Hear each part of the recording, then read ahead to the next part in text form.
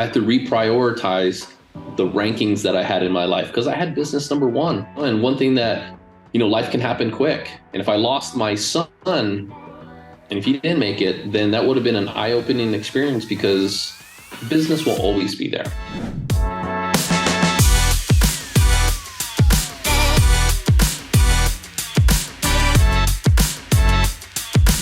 Welcome back to the show. I am your host, Remington Ramsey, and today I have to say mahalo, K Watanabe.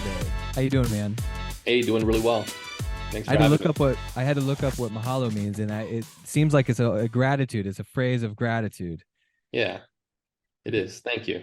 You grew up on the island, born and raised in Hawaii, and started your real estate career in Tucson, Arizona. Kay has a great perspective on what success is. Joining the Corps in 2012, and I have a quote here that says, "You sold 36 houses and thought to yourself, I'm the man, but clearly was not, because 5 years from then you had 408 homes sold." So that is the man that we are talking to today. And among other things, excited to hear your story of success in real estate. Yeah. Well, thanks for having me. So I want to start with AOL because you worked at AOL back when everyone would hear, "You've got mail." That was you. You were the one sending that over and over again. What was your role at AOL, and how did that prepare you for the monster success you've had in real estate? Yeah, so I was in member retention. When you called up to cancel your America Online subscription, some people didn't know they had it. Their kids popped their CD into their computer, grabbed mom and dad's credit card, and started to use the service. We'd get people calling to cancel. And my job was to retain them, find value, attack their objections with value. And we were required to make a saves attempt on every call. Even if someone didn't have a computer, we were still required to do that. So it helped out in terms of not giving up, not prejudging any client call or situation. And every client or every prospect deserves a certain level of service that we deem is our baseline minimum level of service, even if it's someone that we've never met before or calling in. We give them that level of service, and I learned that from AOL. Do you remember the success rate or any of the numbers from saving those calls? Yeah, so there was a minimum requirement. You had to retain 60% of the calls that came in, or you're asked to go bye-bye. Wow, that's high. Very high. Because like you described before, it's mostly kids getting their parents' credit cards. So it's not the kids calling, it's parents being like, "Hey, what on earth is this charge?" So to save 60% of those, that seems really high. It was very high. And to even put that into perspective, the next sales job that I went to, their sales rate that they required, and it was phones, and it was a little different in terms of what they were selling. They wanted 9%. 9%. And that was good. That was considered the minimum expectation. Wow. All right. So that's how you got your start. I mean, those are bold numbers, and you obviously were there a little while, so you were good at it. And that we've had people on in the past that started kind of in tech, same thing along the lines of what you're doing, and the amount of phone calls that they had to make when they got into real estate, they're like, "Wait, that's it?" Right. Yes. So I imagine you had something similar like that going on. But you said a pivotal moment was when you read Rich Dad, Poor Dad. We're a big fan of reading on this show and personal growth. And that's on our book list, Rich Dad, Poor Dad. What about that book made you realize you needed to make a change? Yeah. So before we jump into that, I don't like reading. I read because I know it's going to be helpful. But I don't enjoy getting started in reading. I tend to, space out and read multiple pages over and over and over.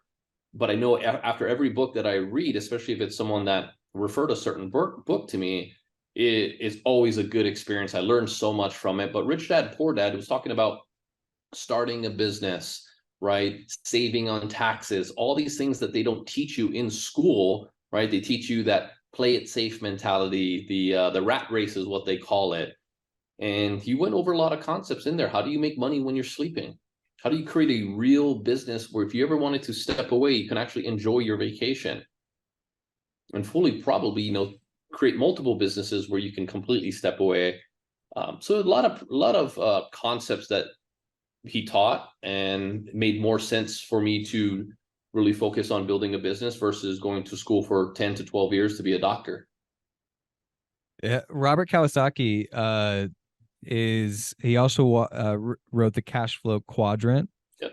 And they targeted me on Facebook like they do. I buy everything. That's why they got me pegged. But one of the things they were selling was Cash Flow for Kids, which is a board game that teaches kids how to actually do finances, and it's a board game where everyone can win. That's part of the board game, because like in Monopoly, like there can only be one winner. And to be honest, in life, like if you're doing it right with your friends and family and like everyone's doing the right things, everyone can win in finances. So I actually love the game. I started off with my 6, 5, and 3-year-old, and I think they're a little too young to actually get it. But it's the concept of it. If they were like 7, 8, 9, 10, we're gonna play that game a lot. Because you're right, in school they don't teach that, and I'm wondering why that is. Why do you think in schools we teach I don't know, not backwards, I think, but very cautious finances instead of really proper investing? Well, I think when you start looking at, for a business class, right, you're not being taught by a business owner. You're being taught by someone that read a book and maybe got a 4-year degree, 6-year degree, 8-year degrees, but never actually ran a business, right? So when you start looking at those things, I can tell you right now, I'll teach a business class better than someone that read a book for 10 years and teaching out of concepts that they read about, but not real life situations. So I think it's very hard where you look, for someone to me has 7 businesses, right? But I didn't graduate from college. So I would never be able to go into a school and be able to teach because, you think about it, they're like, well, he's not really that accomplished. He doesn't have a degree. So I think there's these different levels of, where they want their barrier of entry to be able to teach, versus, real estate, the barrier of, if you have a pulse, you can become a real estate agent. To become a successful real estate agent, obviously there's different levels and layers to that. You think you'd have trouble booking a speaking gig at a school to talk about how to be successful with finances? No, probably not. Probably not. But to be able to teach a class for a semester, they probably wouldn't have me in there. Yeah, that's pretty funny. That's pretty backwards.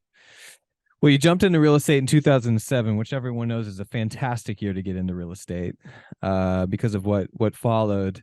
I am curious. You're still here. So I also I didn't get into real estate, but I got into the business world at 2008. And I've often thought that was the best year ever for me to get into it, because if you can weather that storm and not even like I was stupid, I didn't know what was going on. So I just worked hard and was able to figure it out.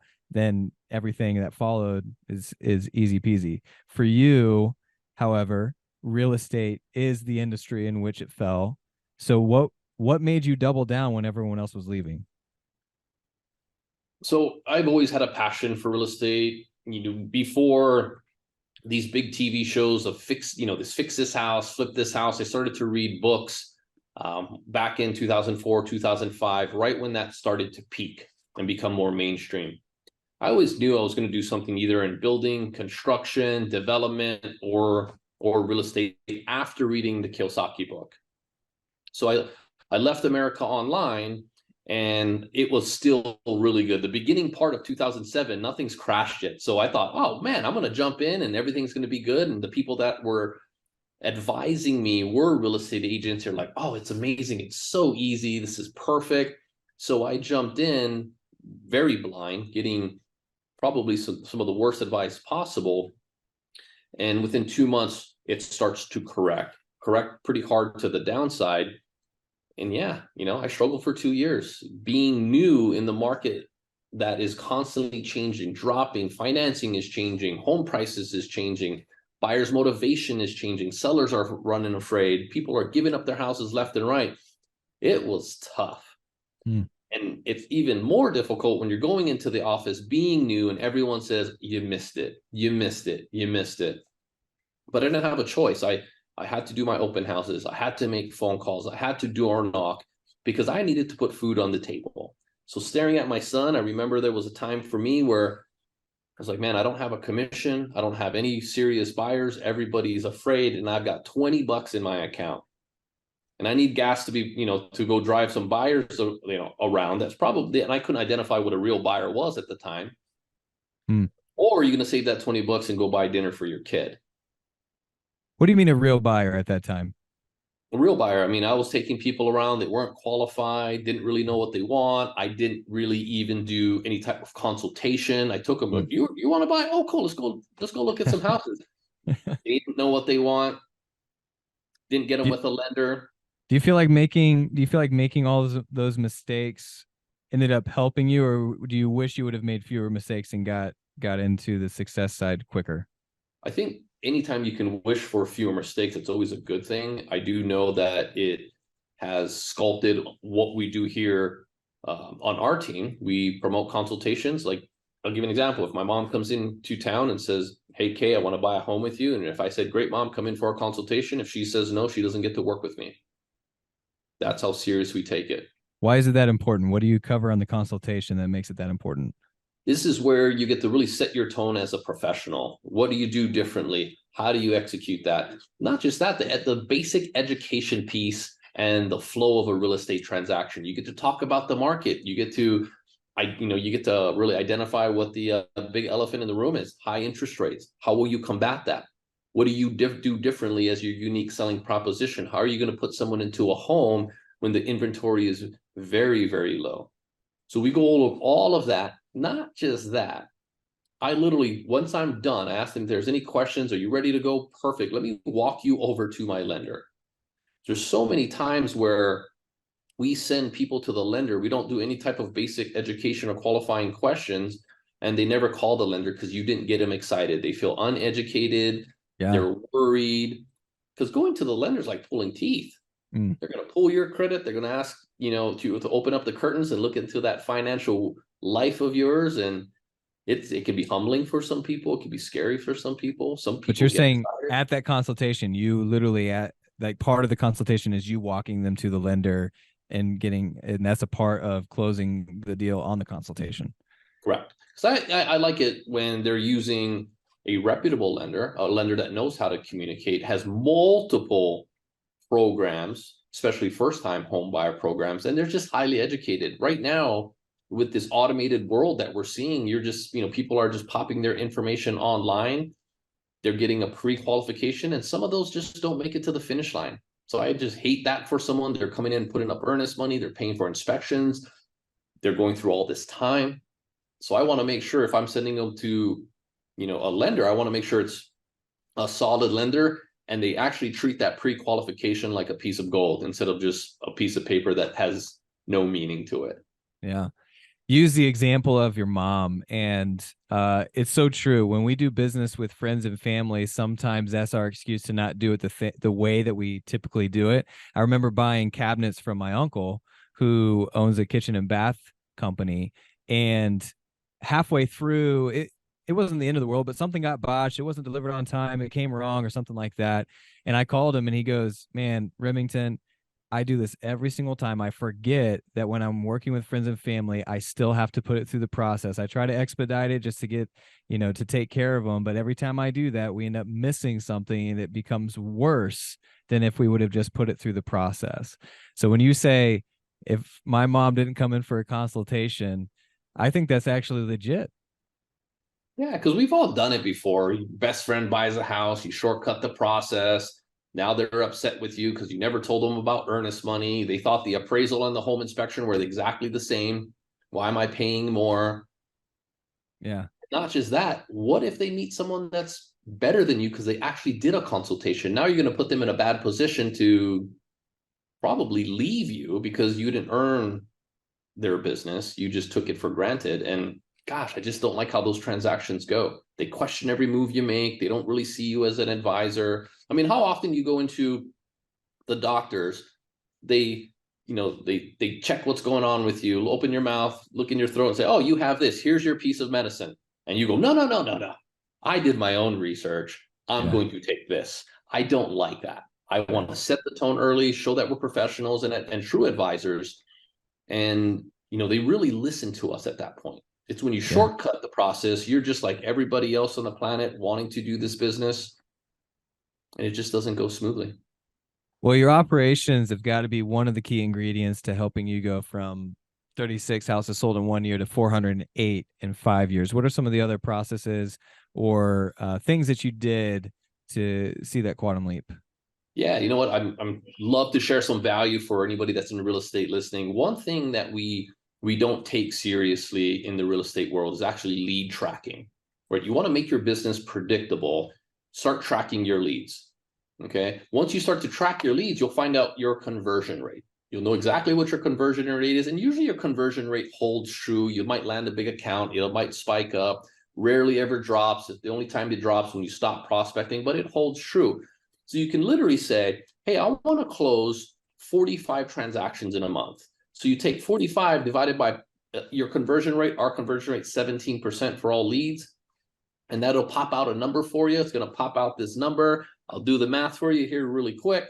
And this, everybody can do this. So 45 divided by 0.17, I have to generate 265 leads in a month. I don't like to look at a number that big, so I divide it by 30. If I do 9 leads in a day, I will most of the time hit or exceed that number. And I don't have to operate my business like the wild, wild west, like a guest. I know my marching orders. The moment I wake up, I need to go into the office and I need to make sure we hit 9 leads. And if we don't, we fall short. Let's say we get 6. Tomorrow I have to do 12 to keep on that daily lead average number. And if you do that, you never have to worry about business. Just keep doing it, understanding your numbers, and just execute at that point.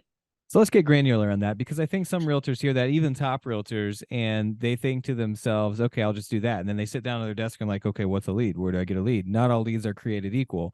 So if you had to look at, like, let's pretend like CRMs don't exist. We don't have software that helps us with this. We're literally just dealing with a spreadsheet. You said track your leads. What does that mean? You get leads from multiple sources. Where are your leads coming from? Or if I had to start fresh today, I'm not a realtor. If I became a realtor under K today and you gave me your K's tips to success, you say track a lead. What does that look like on the spreadsheet? What are you actually tracking? So we track. Let's talk about what a lead is in my definition. A lead is someone that just has a question about real estate, some sort of question, motivation about real estate. And it's our job as real estate agents, which I hate the term real estate agent. We need to be sales professionals, right? Giving someone value, understanding what they're looking for, and nurture them. So when you start talking about tracking your lead, it's name, address, and phone number. And when you take someone, there's so many different leads. I get it, I understand it. And the reason why, I think when you start looking at internet's probably the most popular one, not the best. I think warm referrals, database could be the best, right? And it is the best. We convert database referrals probably 3 to 6x depending on depending on the month, versus your internet leads, which typically convert 3 to 5%. And it's cheaper. I can't remember where I sat was, and it might have just been made up, but it stands true to reason that it's actually 6 times cheaper to advertise to your own database than it is to go out and get a new lead. Now it might be off a little bit, but it's got to be somewhere in that ballpark. Yeah, so think about, you go and spend money on one of these big internet websites. You spend $5,000, right? Each lead now costs $200 to $300, and the national average is 3 to 5%. Sure, you're going to strike out 95 times before you land 5, and you don't know where you're going to land them. You're kind of at the mercy of them. But where we are able to double that is lead nurturing, because remember, most real estate agents, if this person that's coming in is not highly motivated, not willing to transact within 30, 60, 90 days, they throw that lead away. Where we were able to track that lead, give them value, get them on some sort of automation, set them up with auto email for what they're looking for, check in to see, hey, are you seeing what you like right now? Do you want me to adjust your search? By you just doing that, we figured this out, because I'm a numbers guy. When you start that pipeline mentality, which we're talking about, take every single lead, give them a level of service, get some automation going. It takes 5.5 months for that next wave of status people, which we call our nurturers, that next wave to convert.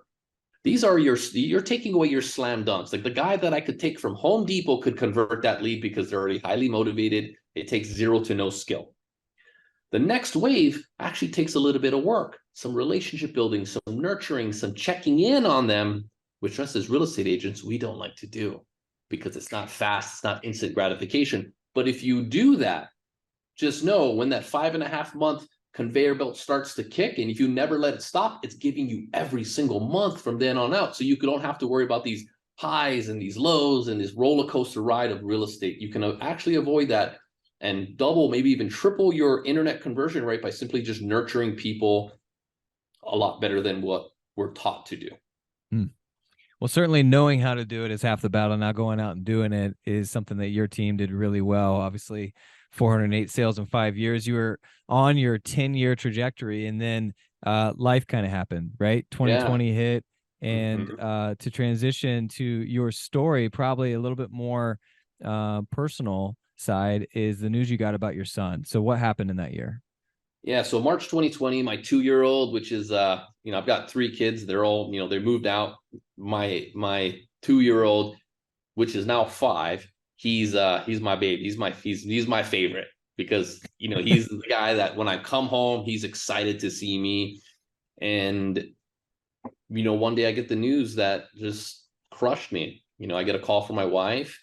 Jacob fell, hit his face. We thought he had a concussion.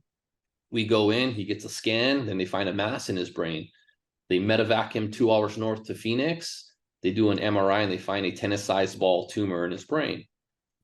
And I couldn't even handle it. It was such devastating news for me, and especially because I was telling you about this run that I had. I had success. I didn't have anything catastrophic. I didn't have any deaths in my family. I didn't have any business that went backwards. I didn't know how to deal with adversity.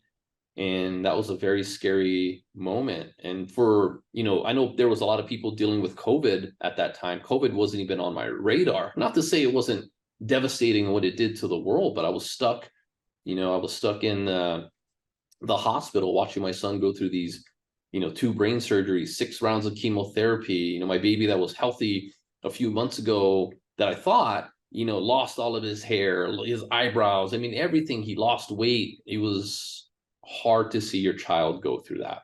Yeah. It's hard to see my wife, watching her baby go through that. It was just tough. But what it did taught me was I had to reprioritize the rankings that I had in my life because I had business number 1. Yeah. And one thing that, life can happen quick. And if I lost my son, and if he didn't make it, then that would have been an eye-opening experience because business will always be there. Yeah. If you understand the basic principles of it, it'll never go away, regardless of what's happening in the world. But I know life is that precious; it can end at a moment. Hopefully, if you're listening to this, you don't wait for a catastrophic or traumatic event to reprioritize like you did and learn from our mistakes. When I hear that, first of all, can you describe the scene? I am curious because during COVID, there was such a panic in the hospitals that they were locked down and wouldn't let certain people in, and they were out of beds. It was you were in Tucson at the time. What was the scene like because COVID was happening at the same time? Did it make it even harder to be able to visit your son? Yes. So I remember we're in the hospital. It's been 3 weeks. I haven't, and relocated 2 hours north to Phoenix.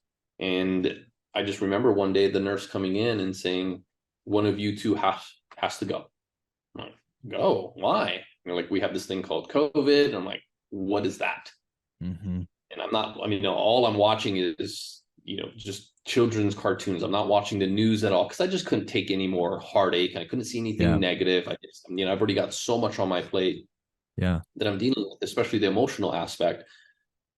And I'm like, why do we have to go? It takes me and my wife to move my son because, when they do, brain surgery, they cut some of the brain, the skull out, and it's just, a lot. But they're like, "We'll figure it out. One of you has to go." And I left that day. I remember I was hungry. I couldn't get into a restaurant because they were closed. I went to the grocery store to get my toiletries. I wasn't allowed in because I didn't have a mask.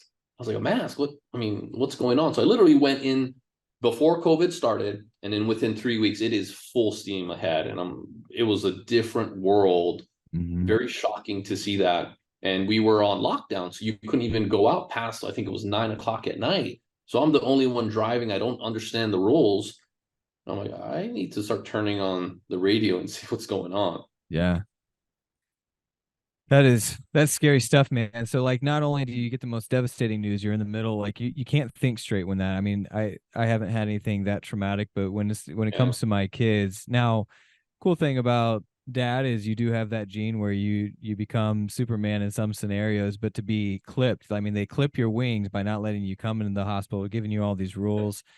Um, what what happened after that? I mean, this kid's a fighter. Yeah. So, the first brain surgery, they didn't get it all. And obviously I'm don't know how to deal with adversity too well at the time, and I'm upset. I'm thinking about, hey, I want to take my son to another hospital because I don't think he did a good job, Yeah. which wasn't true. I just couldn't think clearly. So he goes through a second surgery after chemotherapy, and he's just in a weakened state. So I'm very nervous. When Yeah. my son had his first brain surgery, I had to teach him how to walk again, how to talk, how to eat, how to sit up. He couldn't do any of that. So I'm extremely nervous for the second one because it happened, I think 3 or 4 months later. I'm super scared. And we finally just say, okay, let's go through with it. He goes through with it. And I remember, I'm in the hospital with him. My wife just let her go home and shower and take a break. And I remember when he woke up in our room, he rolls over and asks if he could play with toys. I'm like, wow, that's amazing. What a miracle. So, there was a lot of times where I hit my weakest moments because things just weren't going well. Look at the stock market, your money's gone, drops by 30%. You're worried about business. And then you'll see something like that, and you forget about all the bad stuff happening. Yeah. And he did so much of that for me and my wife. He would, Instant yeah, priorities. yep. Did they, when you said he didn't get it all the first time, the surgeon, The brain. did he know right after the surgery that he wasn't able to get it all because of the way it was located? Or did they find out, was there time between the two times that you met with him to where you thought he got it all and now he's telling you again there's going to be another surgery? So right after the surgery, they told us it's going to be a 3-hour surgery. Surgery goes 11 hours, and we are freaking out. It is just hard to deal with. And they come out and they're like, I think we got it all. I'm like, oh, thank you, Lord. Yeah. Got it all. And then he gets another MRI 2 days later, and we're thinking, wow, it's done. Maybe not even have to do chemotherapy. Didn't get it all. There's an area that they missed. And that was very, very tough to hear. Yeah, I bet. So, yeah, very tough. You talked about amidst all this, you're still, I mean, real estate is deemed essential, so you still have a job. Yeah. It's hard to focus on it. You've got this going on. You talked about an instance of a lady you met in the hospital through all of this. What happened there? Yeah, and I didn't get to meet her. This was at the tail end where they finally let two parents at bedside. My son's at the tail end of his treatments, and we don't know if he beat it yet. We have a good idea, but we don't know. We're going to have to do an MRI. This is right after Thanksgiving, right in between Thanksgiving and Christmas. So we're in the hospital, and I'm 6'2" person, but I'm sleeping on this little bench that's about 4 feet. But I didn't care. I was with my son. And I'd have all this anxiety when I wasn't with them, but when I was with them, my anxiety was gone because I'm with my family. One morning, I wake up 6 o'clock in the morning. I go downstairs to the cafeteria. I want to get some breakfast. And one thing that when you're in the hospital, they make it very affordable when it comes to the food. You can get Starbucks for $1 there. The same Starbucks that we would go out and spend $7 on, they make it $1 in the hospital, which is really nice. And it's not a fashion show in the hospital. You are there, you're tired, you're probably wearing the same clothes for an entire week. You're scared, you're worried. And I remember seeing this lady, and she's on my floor. It's the 7th floor of Phoenix Children's Hospital. That's the floor where kids have cancer. And unfortunately, that's a floor that people pass away. These children don't make it. Not everybody makes it. And I remember seeing this lady, and she's tired. And she has this cup of coffee, And I remember her looking at in her wallet, and I know she doesn't have money. And this coffee is not the coffee we're getting from Starbucks. It's the drip coffee that you get in the cafeteria that probably costs 50 cents. Yeah. And I'm like, okay, I'm going to go take care of it. If there's something I can do to just give her that moment of happiness or not non-worry, let me do my part. Yeah. I get this phone call because the market's really hot at this time, right? And I couldn't even understand why. Yeah. Market's hot. I get a phone call 6:30 in the morning.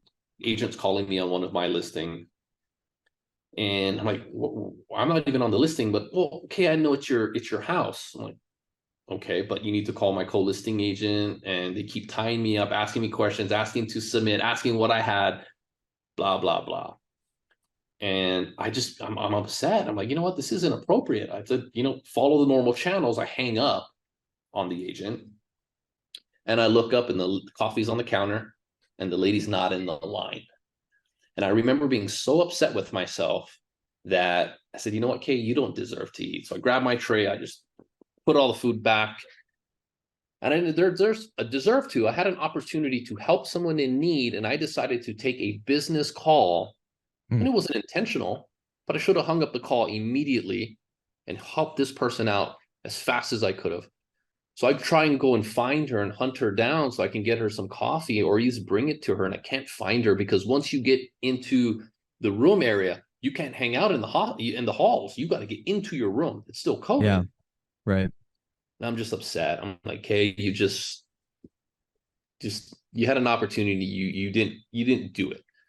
So it's Thursday, Phoenix Children's Hospital. I'm walking down the halls and I see all these radioactive symbols going up, chemotherapy symbols.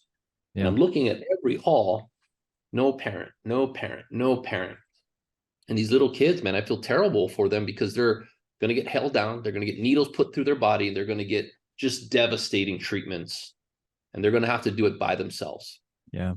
And I remember grabbing this nurse that I know, and I said, hey, like, where's the family? Like, this is very upsetting.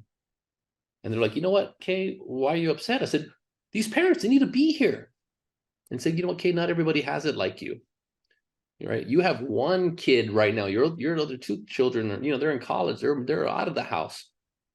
You don't have to work. They have to. Imagine you were $15 away from getting your electric shut off. Imagine you had to decide between this kid or this kid today because you're a single parent. Why don't you wake up and go do something? And boom, it hit me from there. I was like, oh my gosh, I didn't see it that way. So that was at the moment where, I'm walking, there's another kid that's next door to us. And I see he's got this little Lego in his hand. And I'm like, that's cool. At least they gave him something. He's going to get held down. And, one thing I can tell is me or my wife was the only one that would hold my son down so I could comfort him when he was going through whatever procedure that they were doing. And I went into and I saw my wife and I said, hey, you know what? This kid next door, he actually got a toy because they took it all away during COVID, which is crazy because they're making more money than they ever made. And they stripped all of this good stuff for these children. Yeah. And she goes, oh, I know that kid. It's his birthday today. And I said, that's what they gave him for his birthday? Yeah. So I said, screw this. I run out of there. I go to Target and I said, if he likes Legos, I'm going to buy the rack. Yeah. And it's like 7:00 in the morning and I have to wait till Target to open. So I'm just sitting there and I wheel in all of these Legos for this kid. And I couldn't even give it to him. I had to give it to the nurse because I'm not allowed to go into someone's room. Right. And I remember where it all changed for me. It changed for me when his mom sent me a picture of them opening it together and how happy they were. Yeah. And I was like, this is what I need to do. So and we raise a lot of money for children in need. We have something called the Care Fund. There's the Bradley Bear Foundation that helps children that are sick, helps families that have sick children pay bills, utility bills, mortgage, rent, and stuff like that. So my challenge to people now is if you have it, help financially. Yeah. Because you could be giving someone that extra time not to worry whether they're spending time for anybody, any charity. If you cannot give financially, help out, volunteer. because if you can take some of that stress or help out to make that event a little more impactful, that's just as powerful as doing something financially. Right. Let's say both don't work for you. You can still help out by spreading the word.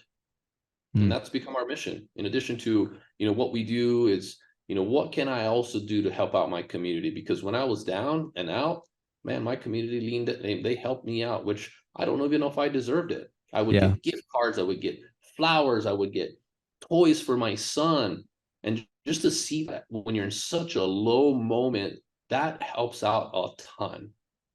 And that's really a driving force that we have. And that's the reason why I really feel like my son made it, because we could be there as parents, and he wasn't afraid to go through all of this because his mom and dad were here anytime he needed us. And we want to make sure that happens for other people.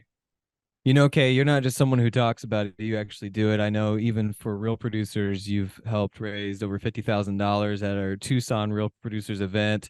The Bradley Bear Foundation in Phoenix that you mentioned raised over $100,000 for that foundation. And really putting your money and your time where your mouth is. We did 100 for the Phoenix Children's Hospital. Oh, Phoenix Children's Hospital. We just had an event for the Bradley Bear. I don't remember what they raised, but we did 100,000 for Phoenix Children. I want to connect you with Dennis Tuttle, who's an agent in Texas, whose son created a Lego ministry, who was on this podcast a couple weeks ago, but essentially goes into and gives kids who wouldn't normally have it Legos, and then shares his faith. And I think you guys would get along really well. But this has been eye-opening, and just your story is inspiring. And I realize that up until this point, we still haven't shared how your son is now doing. So that'd probably be a great place to close the podcast. How's he doing now? He's doing fantastic. He started kindergarten this year. He's in gymnastics. He's in t-ball. He'll do soccer here shortly. He's doing great. Loves Legos. Loves loves Mario. I think he's going to be either Mario or Luigi for Halloween that's coming up. So we're very excited about that. And I never dressed up before, but when my son asked me, like, Dad, you're going to dress up this year, every year since we've been out. It's going to happen. Yeah, absolutely. I think our family's going as the Mario crew as well. So we'll have to swap pictures. Kay, it's been awesome having you on the show. Thanks for sharing your story. Appreciate it.